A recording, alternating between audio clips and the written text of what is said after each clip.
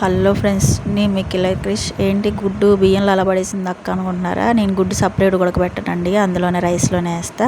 ఈరోజు కర్రీ వచ్చేసి దోసకాయ టమాటా కర్రీ. పాలను స్టవ్ మీద రైస్ కూడా పెట్టేసుకున్నాను. ఆ వెయ్యేలోపు నేను కూరగాయలు కట్ చేసుకుంటాను అనమాట. దోసకాయ టమాటా కట్ చేసేలోపు రైస్ పాలు కూడా అయిపోయింది. ఇంకా రైస్లో గుడ్డు కూడా తీసి పక్కన పెట్టేసుకుంటా. ఈలో పాలు కూడా మా బాబు పక్కన పెట్టి నాకు కాఫీ కూడా కలిపేసుకున్నాను.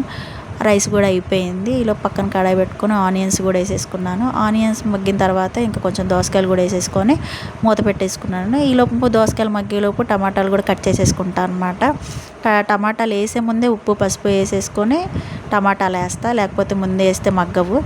అలాగే టమాటాలు కూడా వేసేసి మొత్తం కలిపి పక్కన మూత పెట్టేస్తా. మూత పెట్టిన తర్వాత ఒక 10 నిమిషాల తర్వాత అంతా దగ్గరగా అయిన తర్వాతే నేను కారం ధనియాల పొడి అవి వేసుకుంటానండి. మళ్ళీ అవి వేసిన తర్వాత మళ్ళీ 10 నిమిషాలు మూత పెట్టుకొని మొత్తం దగ్గరికి అయ్యాకే ఫైనల్గా చికెన్ మసాలా వేసేస్తా. కర్రీ అయితే అయిపోయిందండి. అయిపోయిన తర్వాత ఇక మా బాబుకి బాక్స్ ప్రిపేర్ అయిపోయింది. ఇక మా బాబుని స్కూల్కి తీసుకొని వెళ్తున్నా.